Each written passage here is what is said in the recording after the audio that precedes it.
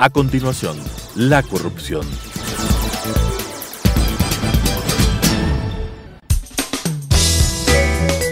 Clasificación B, bajo supervisión de un adulto. Son de exclusiva responsabilidad de sus autores y de quienes intervienen en ellos.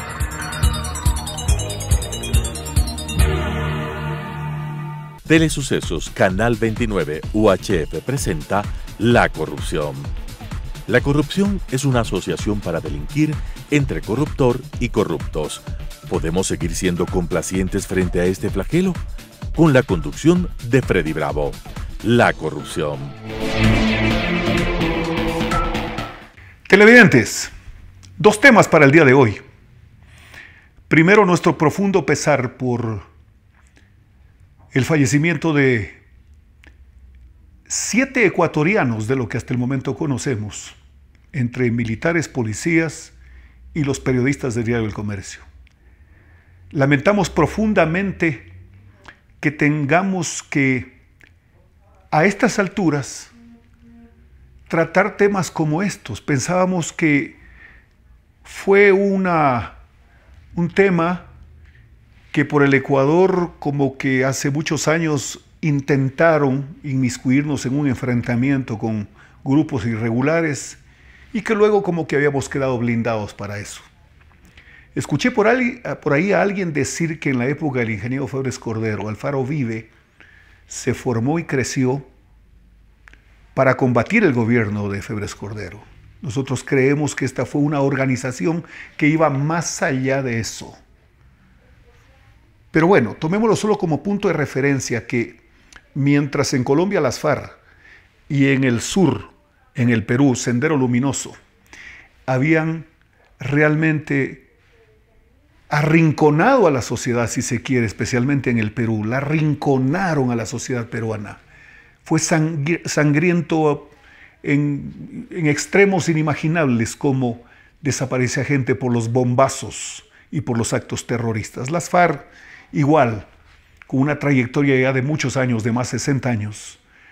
Y nosotros como que en más de una oportunidad le decíamos al mundo, casi haciendo alarde de que esta era una isla de paz, que no íbamos a estar expuestos a este tipo de actitudes, aventuras y actos criminales donde puedan correr riesgo fundamentalmente gente inocente. Lo ocurrido con los periodistas y los bombazos de los días anteriores al secuestro debe ponernos a pensar con absoluta seriedad. No para estar buscando culpables nomás, porque ya sabemos, pues, que desde que se inició el gobierno de Correa, el discurso amigable con esta organización no es que de alguna manera resolvía el tema, no, más bien como que en la medida de que en Colombia el señor Santos se proponía hacer un acuerdo, entendimiento, como lo llamen, de paso de lo que sea, debíamos haber estado atentos a lo que podía ocurrir con grupos que a lo mejor no se disciplinaban al acuerdo. Y más o menos en principio eso es lo que se cree que ha pasado. Pero ya no podemos solo quedarnos pensando en que como se fue la base de Manta nos quedamos desprotegidos.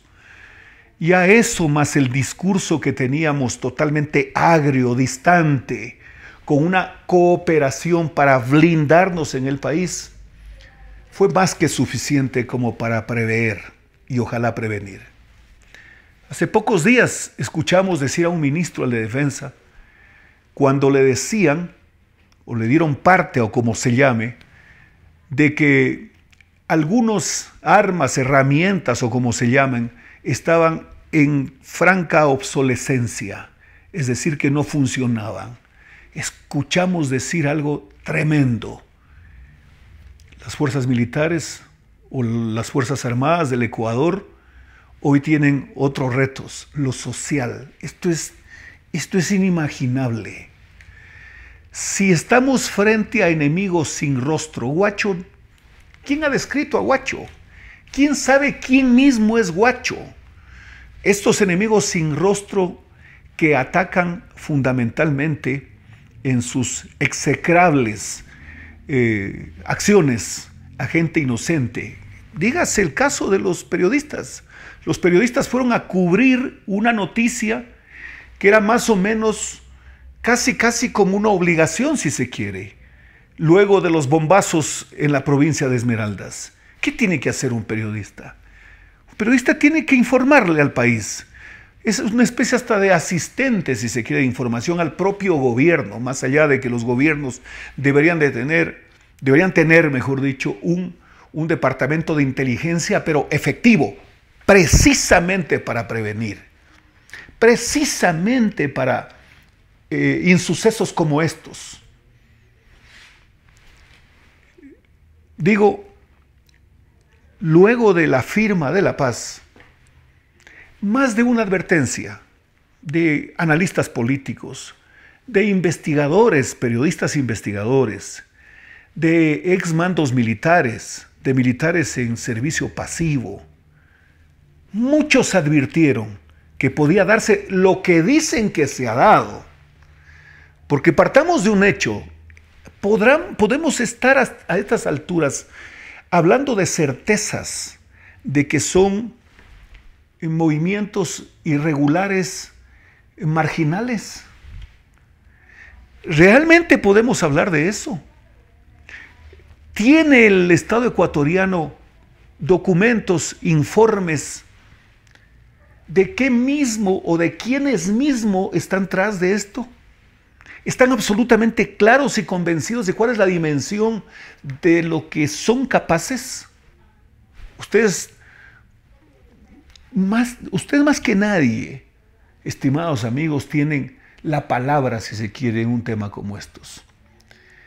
Luego de una serie de participaciones, de ruedas de prensa, de opiniones de los ministros, de la canciller, del ministro del Interior y del ministro de Defensa, nosotros deberíamos sacar conclusiones. A ver, en Lima, horas antes de que se conozca a través de redes sociales, de que se dé la rueda de prensa por parte del ministro de Seguridad, acompañado del jefe del Comando Conjunto y del ministro de Defensa, la canciller en Lima estaba hablando a los medios de comunicación sus puntos de vista respecto a la no presencia del señor Maduro. Pero mientras nosotros estábamos con gente que había fallecido, como los militares, los policías, cuando nosotros estábamos aquí recibiendo información de que se habían secuestrado y que al parecer habrían asesinado a los periodistas del diario El Comercio, la canciller decía a través de los medios internacionales desde Lima de que no entendía, que no aceptaba y que rechazaba, a lo mejor en otros términos, pero dentro del mismo concepto, el que el señor Maduro no esté en Lima. Pero ¿cómo puede estarlo si lo están repudiando los presidentes y sus gobiernos de la región? O aparte del señor Evo Morales, ¿existe alguien que en forma así categórica se haya pronunciado respecto de la libertad, entre comillas, o de las elecciones libres, entre comillas, que ha convocado el señor Maduro? ¿A alguien se le ha ocurrido aparte del señor Evo Morales? Y claro, el señor Evo Morales pues tendrá su beneficio de inventario para decirlo, ¿no? Pero en medio de esto, nuestra representante en el servicio exterior, un poco como que le reclamaba a la cumbre, a sus integrantes, por supuesto, que cómo así el señor Maduro no está ahí, cuando tienen regada de sangre las calles de Venezuela, en Caracas y en varias otras ciudades. Esto es casi impensable. Segundo, ¿qué sentido tenía la rueda de prensa el día anterior o minutos antes, perdón, de que arribara al Ecuador el presidente de la República, Lenín Moreno. Porque el momento que él decide abandonar la cumbre y venir y hacerse cargo de la crisis, dirigir la comunicación él mismo a los ecuatorianos, creo que fue lo más acertado. Pero ¿qué sentido tiene que pocas horas antes, porque si no estoy en un error, para hablar en términos aproximados, si el presidente retornaba a partir de las 20:30 y llegó algo así como las 23 horas a la ciudad de Quito, y la rueda de prensa fue, si no estoy en un error, a eso de las 19 horas. El señor ministro Navas dijo, no podemos confirmar. Le dio la palabra a un oficial de apellido Olivo, si no estoy en un error, para que técnicamente diga cuáles son las expectativas respecto a las fotografías del lugar, etc. Y el señor Olivo dijo, hay varias cosas que nos aproximan a definir como que se trata realmente de los 3 ciudadanos ecuatorianos, el señor periodista, el señor fotógrafo y el señor conductor, que han fallecido. Y por supuesto eso provocó una reacción de familiares y periodistas, como es de entenderlo, pues sus compañeros de obra, de oficio, ¿no? Que cualquiera de ellos en un servicio, bueno, en un despliegue parecido habría, quién sabe, sufrido las mismas circunstancias. Es obvio la reacción al ver que lloraban y se desesperaban los periodistas ahí reclamando a los ministros. ¿Qué sentido tenía que nos digan que no han confirmado? En algún momento se les pudo pasar por la cabeza, por la mente, el estado en que se encontraban los familiares de los secuestrados, como para decirles, esperen, no confirmamos. No. La llegada del presidente y su plazo de 12 horas seguramente fue producto de una serie de análisis que hicieron, contribuyó de alguna manera con una espera. Pero claro, era ya la llegada del presidente. Sí, es de suponer que los familiares, los amigos, los allegados no estaban como para calcular. No, tan solo el hecho que despegó de Lima abandonando la cumbre, es obvio suponer que ya conocía. No se trata de eso. Pero estas 12 horas, este ultimátum, fue una larga espera finalmente. Pero bueno, el presidente tiene su equipo. Y de hecho, en el histórico de la vida pública, entendemos que incluso el equipo presidencial es una especie de fusible, si se quiere. Escuchamos, ustedes y nosotros escuchamos, que alguna vez el presidente, cuando al parecer tuvo información respecto de lo que significaba el proceso del señor Glass, dijo, todos los dedos apuntan a usted. Y por supuesto, entendieron, y entendió él primero, el señor Glass me refiero, de que le estaba diciendo como que no tiene salida. Cuando el señor Serrano fue descubierto en un diálogo con el señor excontralor, hablando del fiscal, y el fiscal presenta la grabación, el presidente Moreno dijo, cuando uno comete errores, hay que asumirlos. Y por supuesto se dio un proceso que la Asamblea lo destituyó de la presidencia e inició el proceso de juicio político contra el fiscal Vaca, que está en marcha. Pero el día que llegue el presidente, da un ultimátum y al otro día el presidente de la República, porque ¿quiénes tenían que haberse enterado primero? Por obvias razones. Los ministros, pues. ¿Quiénes debieron haber manejado la crisis sobre este tema? Los ministros. ¿Y cuál es el resultado? El resultado es fallido. A ver, Yo no quiero decir que de haber actuado bien, no voy a meterme en eso. A lo mejor estaban vivos los periodistas, porque debemos respetar primero a ellos y a sus familiares, y por supuesto a todos sus allegados.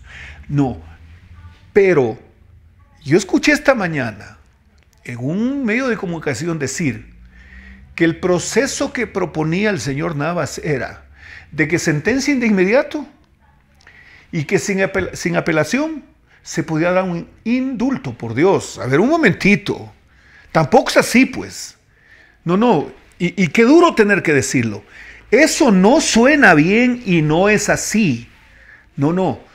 Cualquier negociación se podía dar al margen de los procesos preestablecidos, porque no se puede hacer tabla rasa de las normativas, porque por último, para hacer algo más o menos equivalente a un indulto, como tienen mayoría, lleven a la asamblea y propongan una amnistía, pues que puede ser tramitada en 24 horas, por supuesto. Pero esa falsa ilusión de que si lo sentenciaban de inmediato, no, pues los procesos tienen sus etapas, y las etapas precluyen. La preclusión es terminar una etapa y pasar a la siguiente, por supuesto, y bajo excepcionales circunstancias se puede retornar a la inicial, por ejemplo en un caso de nulidad, si de eso se trataría.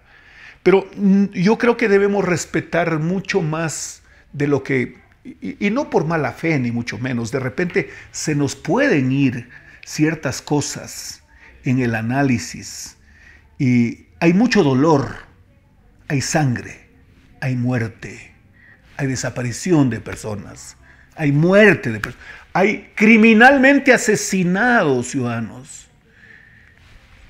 El presidente dijo, hay que saber asumir los errores.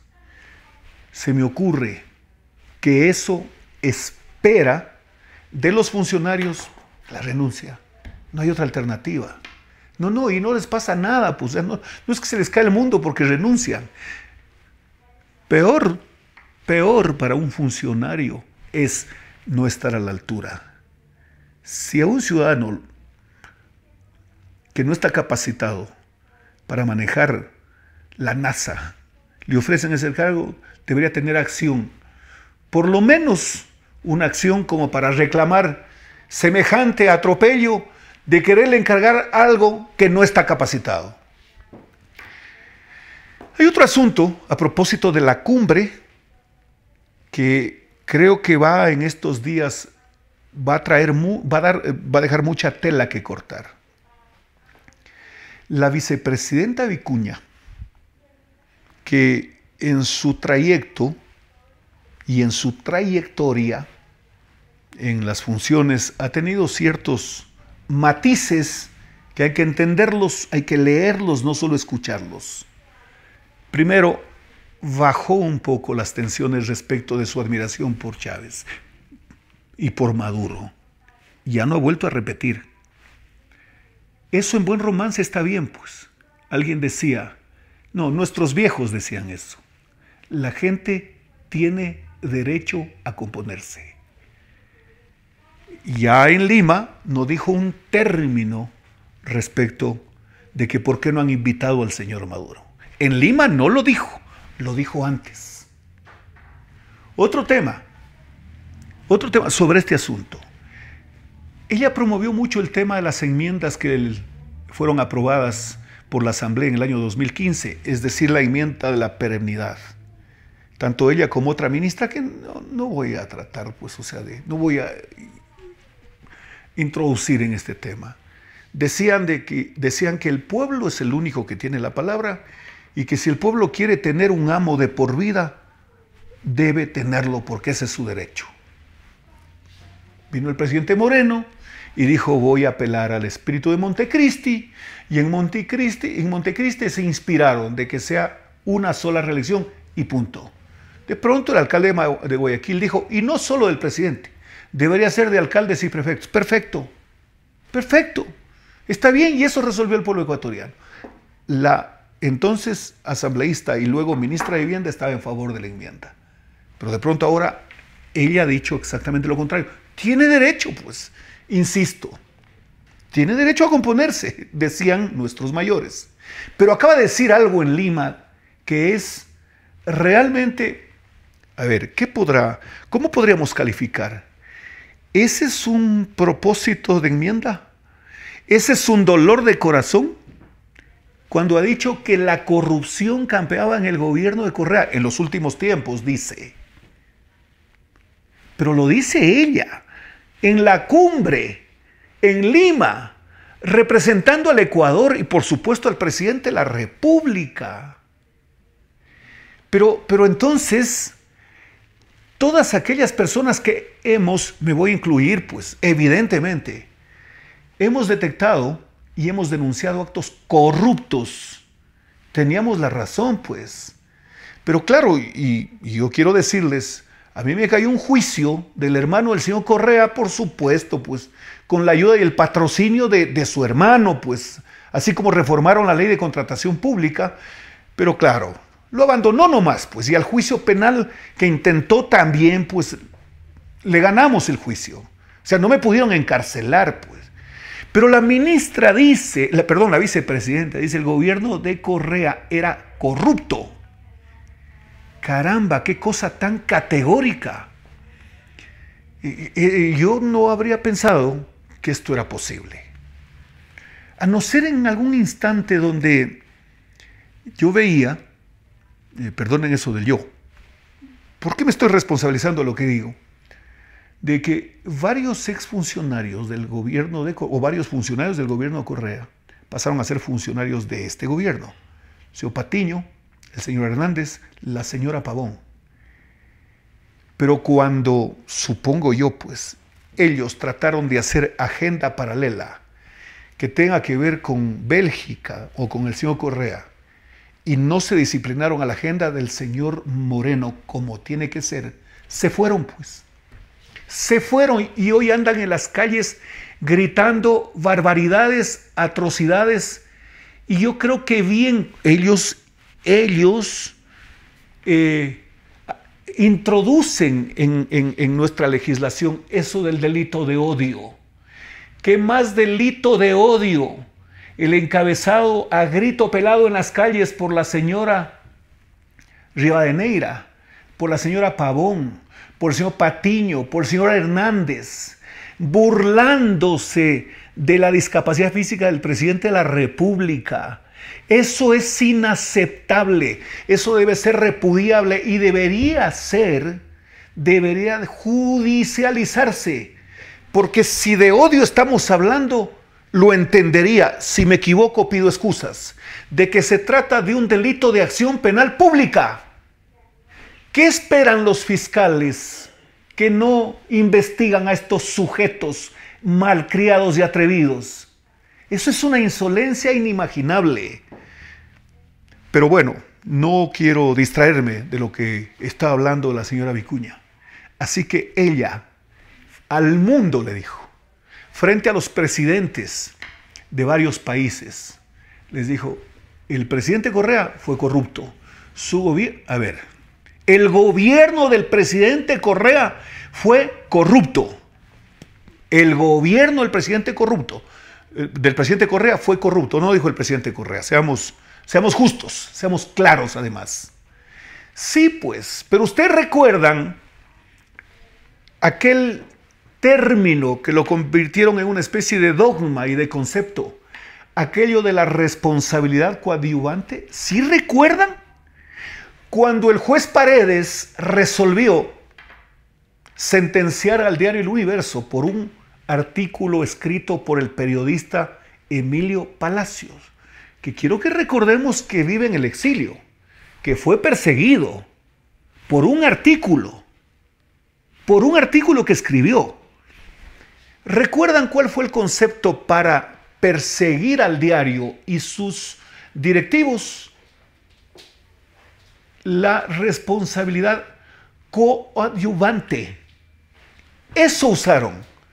Si es que la señora Vicuña dice que el gobierno de Correa era corrupto, la responsabilidad coadyuvante en Correa lo hace responsable. Señora Vicuña, muchísimas gracias por sus palabras. Se le agradece inmensamente. Ya con eso, hasta puede retirarse. Nos vemos la próxima semana. ¡Qué gusto!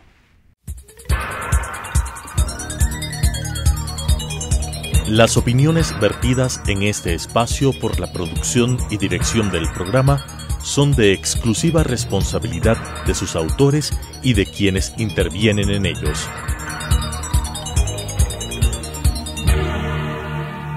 Telesucesos Canal 29 UHF presentó La Corrupción. La corrupción es una asociación para delinquir entre corruptor y corruptos. ¿Podemos seguir siendo complacientes frente a este flagelo? Con la conducción de Freddy Bravo. La Corrupción.